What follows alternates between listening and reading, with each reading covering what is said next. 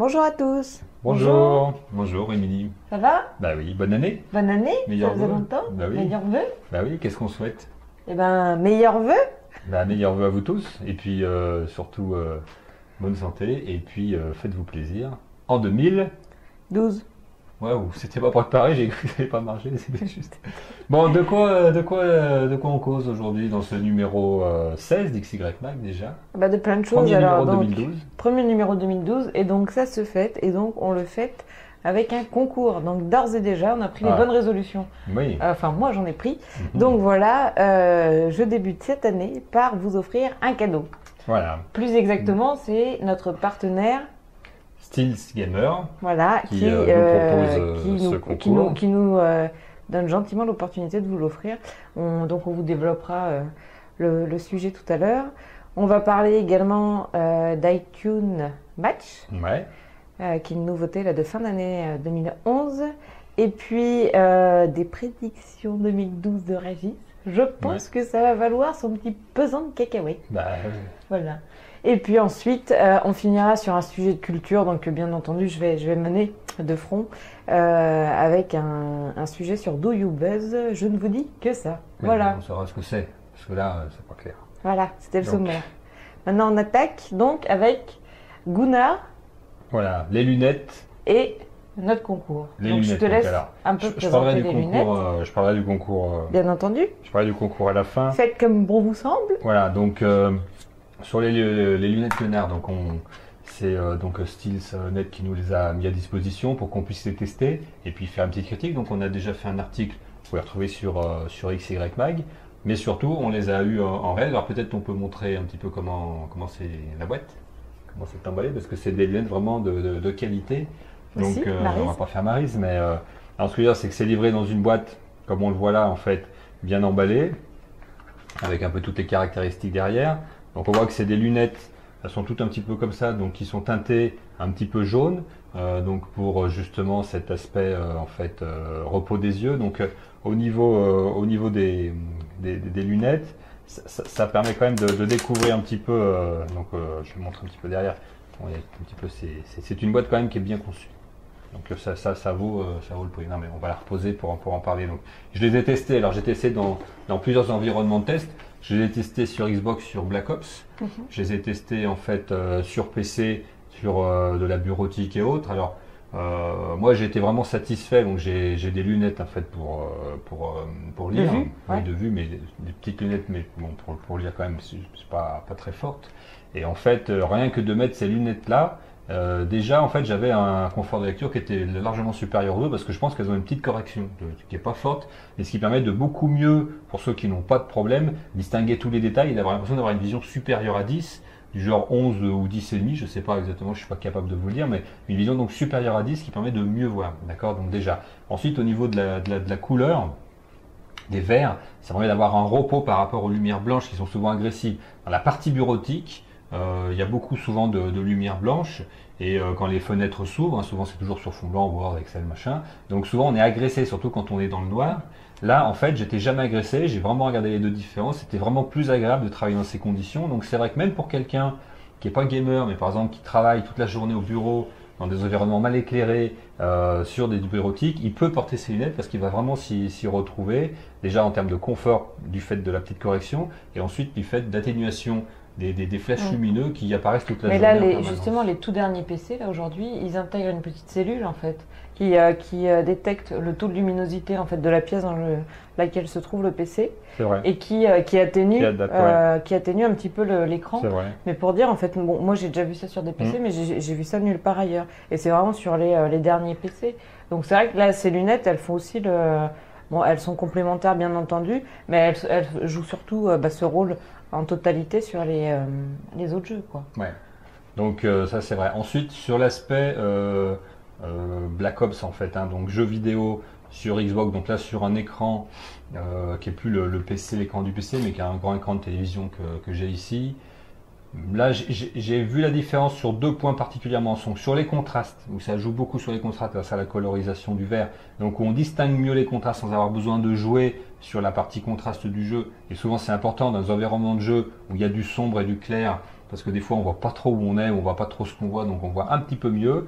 Et surtout aussi atténuation toujours des flashs sur les aspects explosion, ou surgissement d'éclairs, qu'on a dans les jeux de tir comme les Black Ops. Donc là, pareil, moins de fatigue, je pense, au bout d'un certain temps de jeu. Bon, j'ai pas joué pendant des jours, mais j'ai joué pendant plusieurs heures. Donc là, vraiment, on avait cet effet-là qui se faisait sentir. Est-ce que ça fait moins mal quand on meurt alors? Parce que tu meurs souvent. Je les ai enlevés à chaque fois, donc je ne peux pas le dire. Donc, voilà un petit peu pour ce qui est du confort de vue. Après, de ce qui est du confort, de les porter. Déjà, on l'a vu là, le design, vraiment bien. Franchement, là, c'est un design pas de lunettes orthopédiques, c'est vraiment un design type Ray-Ban ou le modèle Police, qui sont vraiment des lunettes fines, sont très légères. On les sent pas une fois qu'on les a, on n'est pas gêné, même pour ceux qui ne seraient pas habitués à porter des lunettes. Ça, c'est important parce que moi qui suis habitué, on pourrait dire, ok, j'ai l'habitude, mais quelqu'un qui n'est pas habitué ne sentirait pas. Surtout aussi, ce qui est important, les branches. Donc les branches sont droites, comme je signale dans l'article, elles ne vont pas derrière les oreilles comme des lunettes de vue. Pourquoi c'est important? Parce que quand vous jouez et que vous portez un casque, au bout d'un moment, en fait, je peux vous le dire, j'ai l'habitude, le casque, même s'il appuie faiblement sur les oreilles, l'épaisseur de la branche, au bout d'un moment, on la sent bien, quoi. Et là, justement, le fait qu'elle soit droite, un peu comme les lunettes qu'on porte quand on fait de la moto, du coup, elles vont pas derrière comment ça s'appelle? Le pavillon. Et donc, du coup, on a moins mal, on est plus en confort. Donc, légèreté, confort des branches, qui vont pas écraser derrière, même si on a un gros casque, on peut les supporter. Donc, ça, vraiment, c'est bien étudié. Cet aspect-là est positif. Donc, moi, j'ai les lunettes Gunnar, c'est positif au niveau du test. Testez-les. Si vous voulez un peu vous y mettre, c'est quelque chose qui est intéressant à faire. Autre point donc que je veux signaler, donc c'est cet aspect concours. Donc, comment est-ce qu'on fait pour gagner? Donc, la paire de lunettes que je vous ai montrée, on propose de la gagner. Donc, comment s'y prendre? Alors, donc, comment s'y prendre? Donc, il faut aller sur le site Stillnet Gamer, donc ça s'affiche là en ce moment là comme ça ou autrement, mais en tout cas par là, d'accord. Et il faut aller sur le site dans la partie donc des lunettes et il faut nous indiquer par mail quel est le prix de la paire la plus chère et quel est le prix de la paire la moins chère. Voilà, donc il faut nous indiquer effectivement la gamme de prix, donc voilà. Deux indications, le moins cher, le prix le moins cher et le prix le plus cher. Et ce sera sous contrôle d'huissier, bien entendu. Et la première réponse par mail, donc dans le temps, juste bien entendu, qui arrive sur notre adresse mail xymag, qui apparaît également, qui remportera les lunettes. Donc voilà. on vous recontactera, on vous demandera vos coordonnées. Bien sûr, voilà. Et puis on fera comme on avait déjà fait pour les études iPhone, on vous les enverra sous 7 jours. Voilà. Donc voilà pour les lunettes Gunnar au niveau de ce test. Et là, celles-ci, en plus, elles sont à quel prix, on peut le dire? Celles-ci, de mémoire, elles étaient à 79 €. Voilà, donc beau cadeau pour débuter cette année 2012. Beau cadeau pour faire un beau cadeau et pour aussi pas se bousiller la vue, que ce soit au boulot ou que ce soit en jeu vidéo. Voilà, bravo. Deuxième sujet, un petit peu, là, Émilie va parler un peu plus que de début. iTunes Match. Alors, qu'est-ce que tu nous as dégoté encore chez Apple qui va nous coûter encore une fortune? Non, alors iTunes Match, en fait, c'est une brique complémentaire de l'iCloud. C'est lourd. De l'iCloud, donc c'est-à-dire de tout ce qui est online, donc dans les nuages. Et donc iTunes Match, c'est spécifiquement pour la musique, puisque là avec le dernier iOS 5, c'est ça, la V5, on a effectivement 5 gigaoctets offerts sur l'iCloud pour tout détenteur d'un produit Apple. 5 gigaoctets, ça va très très vite, notamment en termes de musique. Donc là, c'était musique mis à part, je crois. Et donc là, avec iTunes Match, il nous propose de pouvoir stocker notre musique en ligne et donc, le plus intéressant pour nous, d'en disposer sur tous nos différents devices en fait, dont on dispose, Mac et PC. Dans la limite de 5 gigots ou... Non, alors là, il n'y a plus de limite. Ah ouais. Il y a des limites. Donc déjà, le prix, effectivement, parce que ça coûte, mais ça coûte vraiment rien. C'est 24,99 € par an. Ah, je crois que c'était par mois, j'allais dire. Bon, bah oui, si, non, là, c'était cher. Non, alors pour une fois... Parce que pour ce prix-là, on n'a pas de disque dur. Non. Non, mais je veux dire, voilà, l'alternative. Bravo. Non, mais... Ouais, puis le disque dur, c'est pas dématérialisé. Non, mais tu peux créer ton cloud privé si tu t'achètes un gros disque dur que tu te mets sur ton réseau et que tu y accèdes à distance. Mais à ce prix-là, laissez tomber. Il vaut mieux passer par le. Voilà. Je vous le dis tout de suite. Et non, c'est vraiment bien et c'est vraiment plus compétitif en termes de tarifs puisqu'on y vient dès le départ. Régis, c'est très, hein. C'est très compétitif en fait avec les autres solutions du marché, puisque si on compare avec Google Music, je ne sais plus comment ça s'appelle exactement, j'ai perdu, mais c'est 10 € par mois. Ah ouais. Donc c'est sans commune mesure. Ouais. Voilà. Et puis d'autres trucs moins pratiques que iTunes Match. Donc iTunes Match, comment ça se passe en fait? Donc vous l'avez tous sur vos applicatifs Mac ou depuis le PC, depuis l'iTunes Store, plus exactement. Donc là, quand tu dis Mac, c'est-à-dire que c'est pas que depuis l'iPhone 4, c'est tout. Ah bah c'est tout, justement, D'accord. c'est important parce que c'est iPad, très intéressant. iPod, iPhone, Mac et puis PC avec la bibliothèque iTunes. Voilà.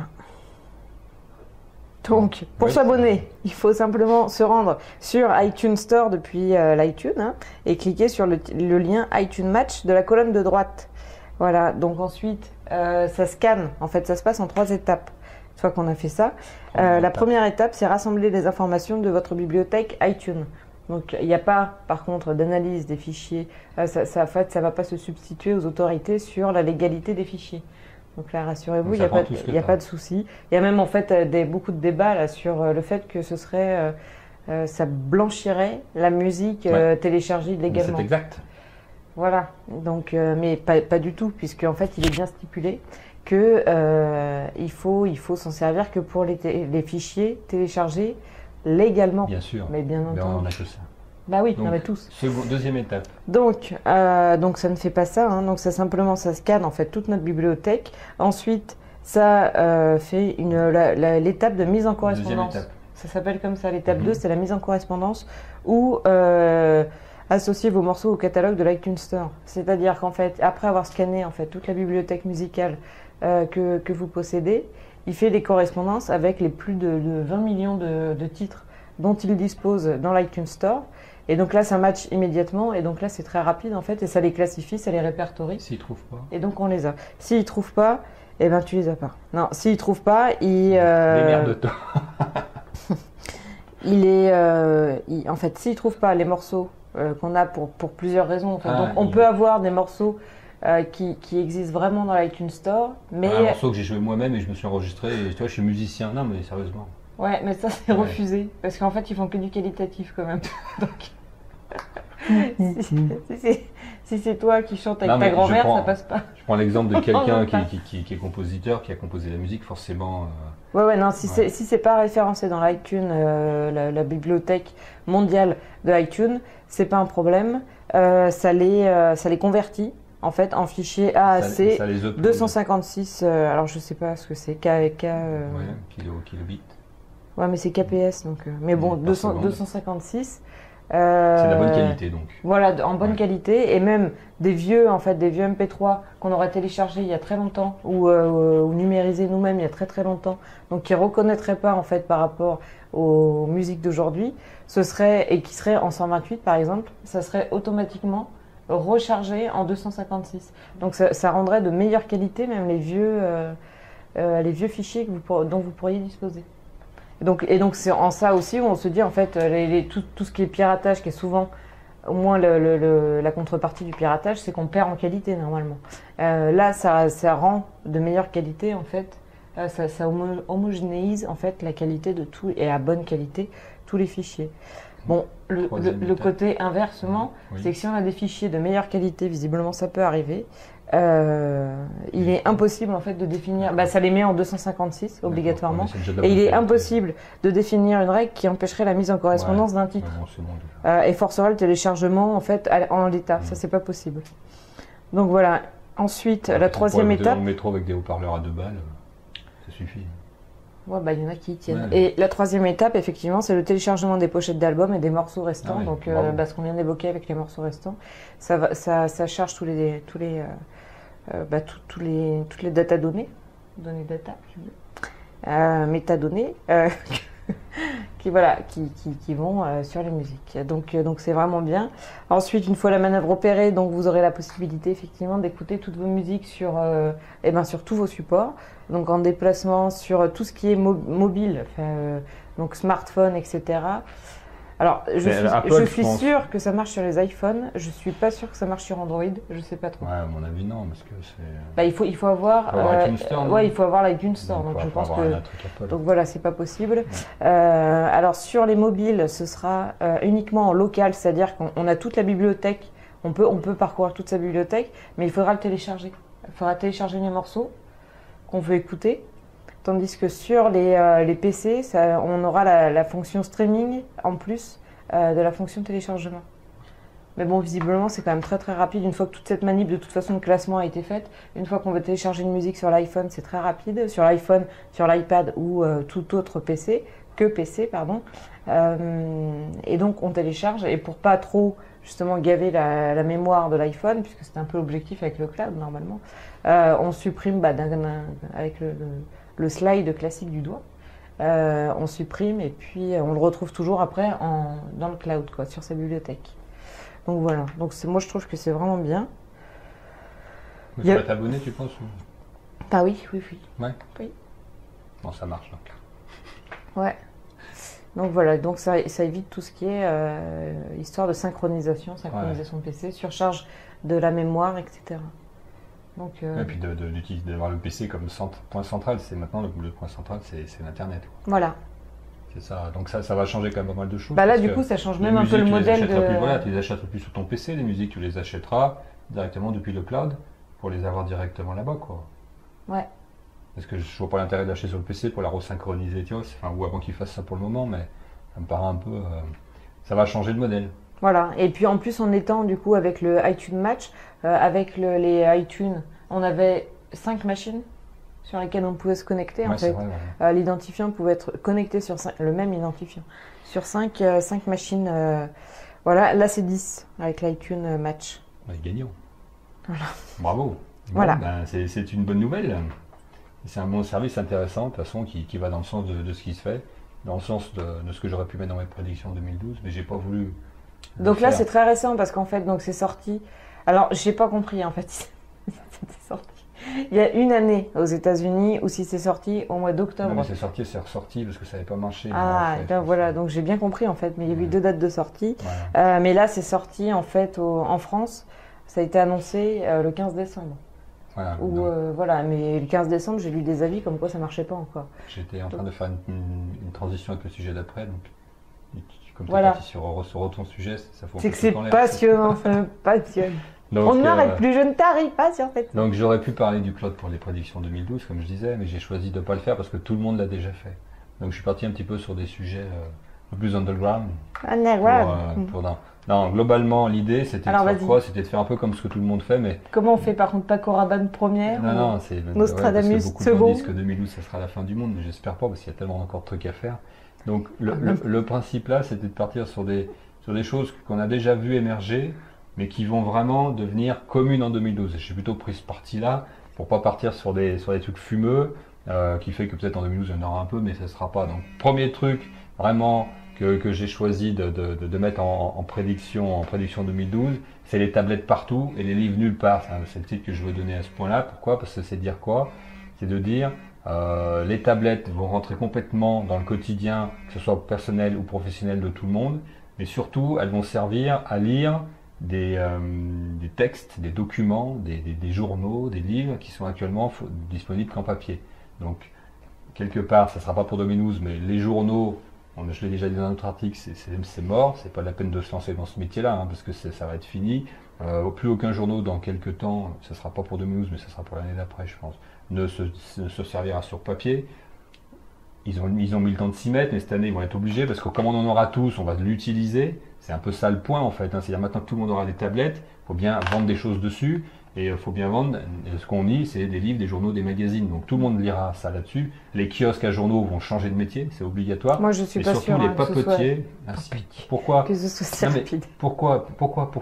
Parce qu'il y a toujours une génération qui est papier et qui se séparera pas du papier. Mais écoute bien, ils vont vouloir le faire d'eux-mêmes. Pourquoi? Parce qu'une imprimerie, un circuit de distribution, des gens pour faire du papier, machin, etc. Ça coûte une fortune. Aujourd'hui, tu prends quoi? Sinon, tu prends un journaliste, il tape son article, il appuie, ce qu'on fait sur WordPress un peu, il appuie sur publier, c'est en ligne. Et surtout, c'est en ligne en permanence. Donc, peu importe les gens que tu dis, en effet, qui oui, vont avoir la génération papier, etc., de toute façon, ça coûtera tellement cher de produire pour de moins en moins de monde qu'ils vont arrêter. C'est-à-dire, ou alors que ça sera à des prix qui sera plus intéressant, et donc de toute façon, ils vont arrêter. Parce qu'au final, ça coûte rien de produire sur Internet et même de reproduire plusieurs fois par jour. C'est-à-dire qu'on pourra avoir un journal qui évolue toute la journée, donc il faudra y revenir plusieurs fois. Donc c'est ça qui est bien pour la pub. Parce qu'au lieu de le dire une fois, on ira 3 fois. Pourquoi? Parce qu'il rajoute une photo, il rajoute un article, il faut un complément, etc. Donc c'est en fait l'idéal pour les éditeurs et pour les publicitaires. Donc ça va se faire non pas parce que c'est mieux pour nous, ça va se faire parce qu'on sera équipé. Donc on pourra y accéder et ça va se faire parce que ça coûte moins cher à produire et on n'achètera pas ça moins cher. C'est surtout ça qu'il faut retenir. Ça ne va pas faire baisser beaucoup les prix. Par rapport, plus de la moitié du prix d'un journal, c'est la distribution et tout le reste. Les prix ne vont pas baisser de moitié, ça c'est garanti. Donc voilà un petit peu pour ça. Deuxième sujet, pour ne pas être trop long, les ultra PC. Donc le MacBook Air a été seul pendant quelques années. En 2012, c'est clair, c'est fini. Tous les constructeurs en auront un, voire deux. Pourquoi? Un grand public et un professionnel. Les gens en veulent tous, c'est tellement léger, plutôt que d'avoir un PC de 3 kg, d'avoir un PC d'1 kg qui dure toute la journée et qui permet de tout faire. Donc c'est là complètement sûr que 2012, c'est l'ultra PC. Donc pour moi, le marché va se diviser surtout en deux. En trois, je veux dire, les tablettes, mais je ne considère pas que c'est du PC, c'est les tablettes pour le moment. Les ultra PC pour les gens qui veulent de la mobilité et les gros PC multimédia pour ceux qui veulent l'équivalent d'un PC de bureau chez eux, mais avec tout tel qu'on le connaît aujourd'hui, pavé numérique, grand écran, le son, le machin, toutes les cartes pour dire tous les bidules, les prises et tout. Donc voilà le marché pour moi comment il va tourner. Troisième prédiction, c'est les paiements sans contact. Ça c'est clair, les banques sont parties.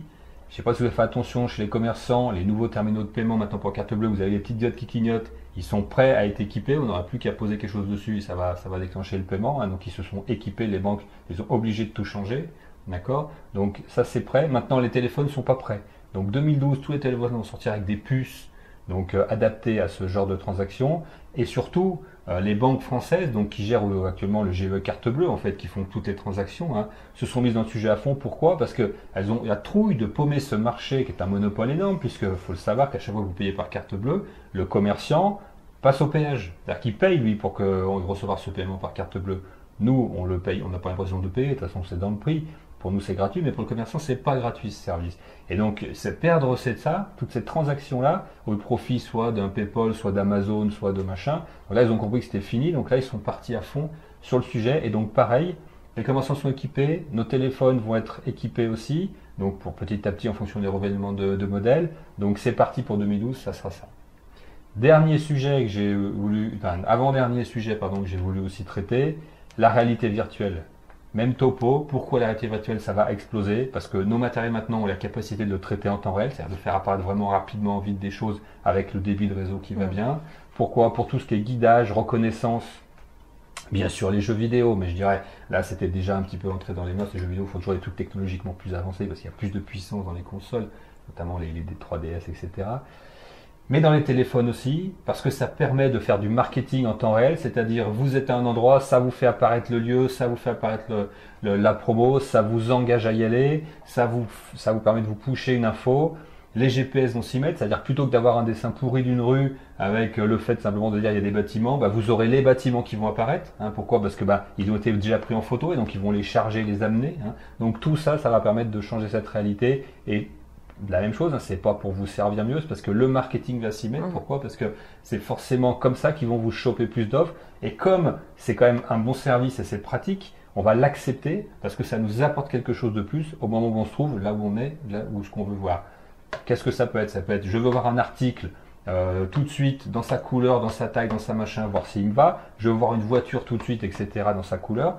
Ça permet de montrer quelque chose de réel sans avoir besoin de construire avant ni de le stocker. Donc pareil, économie phénoménale pour les distributeurs, de pouvoir vous montrer, vous mettre en main quelque chose qu'ils n'ont pas fabriqué et qui fabriqueront que si vous achetez. Donc, puis même ça permet de faire un scan de son environnement pour détecter les hôtels, les restos, et donc là c'est là où il faudra que les enseignes soient performantes. Dernier point, et j'arrête là, la reconnaissance vocale. Alors là pareil, c'est l'arlésienne parce que depuis Windows 95, il y avait des fonctionnalités de reconnaissance, machin, mais rien de concret en fait n'est sorti là-dessus. Aujourd'hui avec Siri et les concurrents qui vont apparaître, l'enjeu c'est quoi? L'enjeu c'est de pouvoir parler à son tablette pour faire des recherches rapides, des SMS, plutôt que de taper les 10 caractères qu'on veut taper, on les dit, parce que c'est pas compliqué à dicter, et puis le chat. Et c'est ce qu'on fait toute la journée. Quand je parle de recherche, C'est la concurrence à Google. Aujourd'hui, prendre son téléphone et dire je cherche ci, je cherche ça, c'est tellement simple et vous allez avoir la réponse tout de suite, sauf que ce service, il n'est pas fourni par Google. Donc Google va perdre des parts de marché en 2012 à cause de ces services-là. Pourquoi? Parce qu'une partie est fournie par Apple, une partie sera fournie par Microsoft, ils ont Bing, et une partie sera fournie par Android avec Google. D'accord? Mais le marché va se diviser en trois. Actuellement, que vous soyez sur n'importe quel, souvent vous allez sur Google quand même, que ce soit sur Apple ou autre. Donc perte de part de marché importante pour Google, risque important de voir émerger donc des nouveaux concurrents qui seront performants, par exemple Facebook. Facebook pourrait très bien lancer un service de reconnaissance vocale pour avoir sa timeline toujours à jour, mais surtout faire des recherches et Facebook nous amènerait directement à la réponse. Pourquoi? Parce que vous passez tellement de temps sur Facebook, vous faites la recherche depuis Facebook. D'accord? C'est pas grave d'où on part, la recherche essentielle, c'est qu'on ait la réponse. Donc Google a peur, donc Google travaille sur ce service-là. Donc on va un petit peu voir un petit peu ce qui va se passer là-dessus. J'en ai oublié un, peut-être je le fais, c'est la reconnaissance faciale. Hein, c'est le dernier, allez, parce que j'avais oublié celui-là. La reconnaissance faciale, pareil, tous les téléphones vont être équipés d'un système de reconnaissance faciale, plus besoin de taper les caractères machin pour les débloquer. Cette technologie, pareil, ils ont la puissance, elle est accessible. Ça va être le gadget à la mode de 2012. Et j'arrête là pour 2012. Et si je me suis trompé, j'aurai droit à un gage fin 2012. On verra lequel, Émilie décidera. Mais je pense que là, je suis parti sur des valeurs sûres pour moi. Donc, rendez-vous à la fin de l'année. Sujet suivant, qui n'a rien à voir avec ce que je vais traiter. Donc, c'est le petit mystère qu'Émilie nous a un petit peu mis en début de podcast. C'est donc Do You Buzz. Mais qu'est-ce que c'est que Do?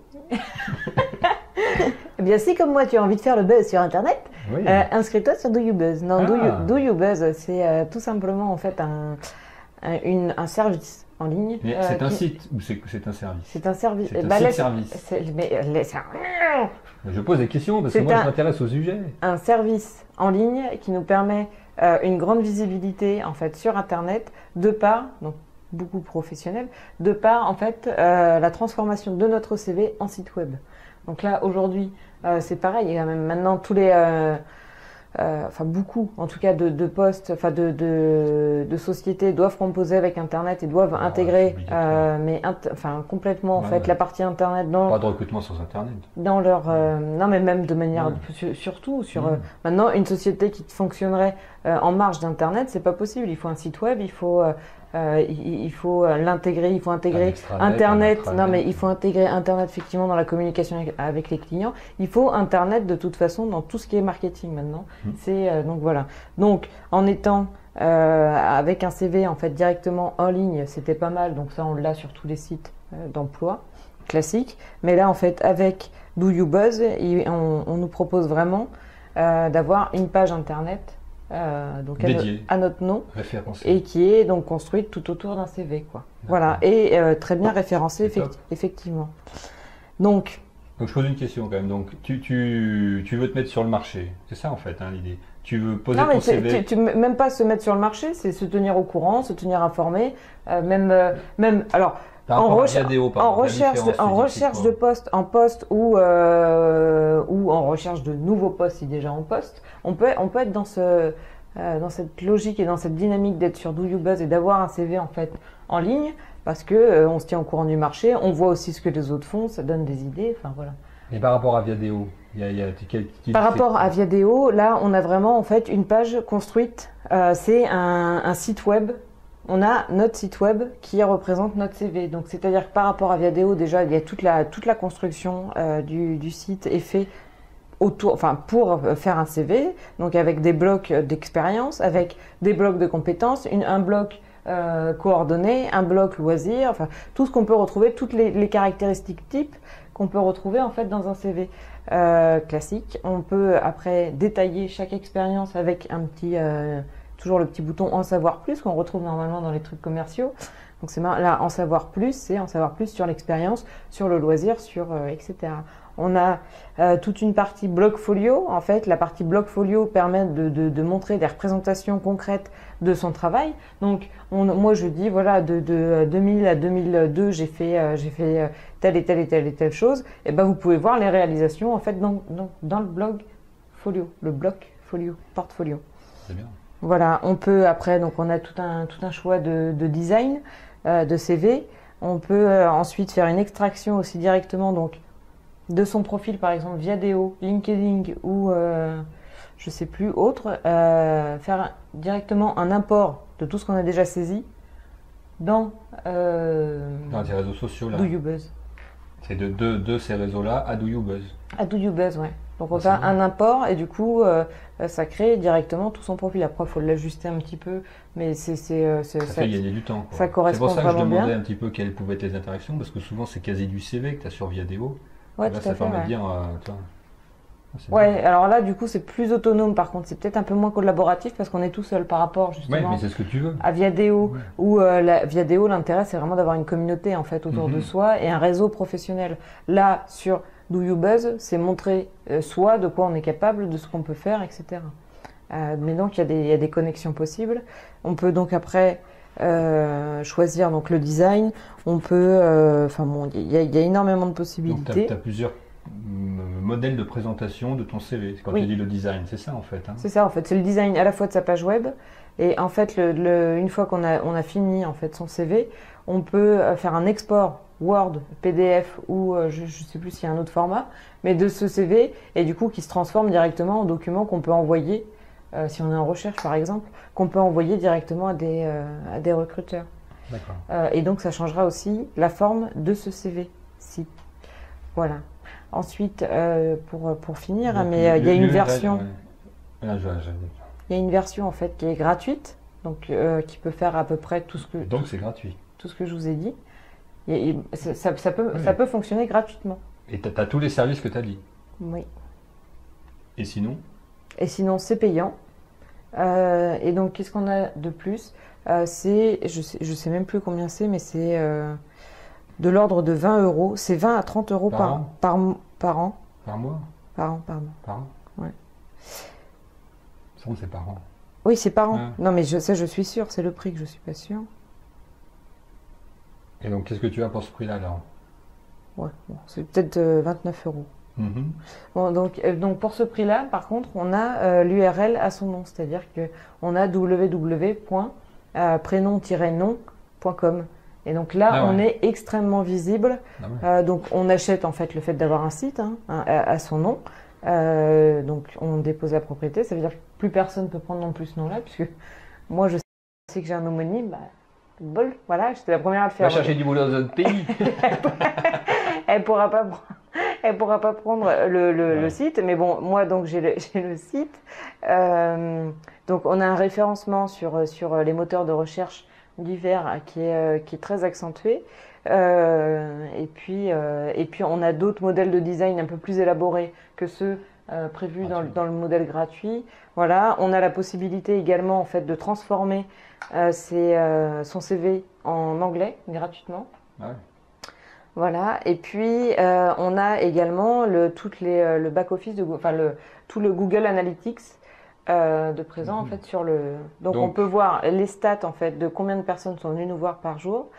Donc ça, on peut le voir dans la version gratuite, mais en plus, on peut voir quels sont, avec la version payante, quels sont les mots-clés qui ont permis aux recruteurs de nous trouver et quels sont le nombre de téléchargements, soit d'une partie du portfolio, du CV ou voilà, en tout cas, téléchargement depuis le profil, donc qui dédate un Donc, petit tu peux intérêt. mesurer ton impact sur le net pour les gens qui cherchent. Voilà. Ça, c'est bien. Bon, bah, c'est un super service. Alors, bien sûr, pour ceux qui cherchent un emploi dans la vie réelle, hein, bien sûr, parce que sinon, ça sert à rien. Mais là, je pense que c'est un service qui fonctionne bien. Et on a regardé un petit peu, parce que bon, on savait un petit peu ce que c'était avant d'en parler, hein, mais on a regardé un petit peu sur Internet. C'est un petit peu un service qui monte, parce qu'on entend beaucoup parler ces derniers temps là, de ce service de mise en ligne de CV. Et notamment, tu peux automatiquement aussi le publier chez des recruteurs, parce que tu l'as pas dit. Oui. Ah, vas-y, tu Il peux y a un service effectivement Ça, d'export c'est top. d'export direct en fait vers les recruteurs effectivement. Pour le moment, il y en a 2 ou 3. Non, il y en a plus que ça. Il y a Il y en a un peu plus. Hein. ouais, mais je sais plus.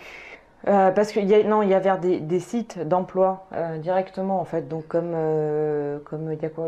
Comme Monster. On va prendre Monster par exemple. On peut envoyer directement sur Monster. Donc là, ça crée sa fiche directement chez Monster. Parce que quand après on va dans les sites distincts d'offres d'emploi, en fait, il faut à chaque fois se créer sa fiche. Ouais, donc là, il y a une dissémination super qui est pénible. faite sur les sites avec lesquels Donc il là, faut Monster, ça va des- l'envoyer directement sur d'autres sites également. Et puis ensuite, on a d'autres sociétés, mais là qui sont vraiment des entreprises avec un nom pour leurs offres à eux, telles que Adecco, telles que d'autres ou d'autres entreprises directement, des sociétés directes pour elles en fait, qui recherchent. Et donc on peut envoyer directement son CV via ce site-là, directement via Do You Buzz. Bon, c'est un super service. Bon, on a un petit peu pisé les sujets du podcast. Donc on rappelle de ne pas oublier le concours, donc sur les lunettes Gunnar, donc avec Steels Gamer, donc qui nous ont gentiment mis à disposition, bien sûr, ces lunettes. Donc je rappelle qu'il faut donner dans la partie des lunettes. C'est 29,90 € par an. Voilà. L'écart de prix entre la moins chère et la plus chère pour pouvoir donc être le premier à répondre juste, pour pouvoir gagner ces magnifiques lunettes qu'on vous a présentées tout à l'heure, que vous recevrez chez vous, pas pour Noël, mais bon, en guise de bon, du cadeau. Et puis on vous dit donc au revoir, on vous dit à bientôt.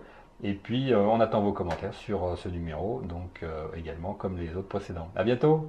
Oui, et alors moi juste, je précise. Oula. Alors vous aurez remarqué qu'on est spécialement habillés. Oui. Cette fois. Pareil. C'est pourquoi il a gagné 2 lunettes. On n'en a pas d'autres. Non, c'est parce que donc en tant que directrice artistique, je me suis occupée un petit peu de nouer les partenariats. Et voilà. Et donc j'ai eu un partenariat auprès d'une société d'architecture, qui nous a donné gentiment des t-shirts. Donc pour la remercier, et on te remercie Michel. Voilà, on a porté les t-shirts. Okay. Tu dis merci? Oui, merci Michel. À bientôt. Au revoir.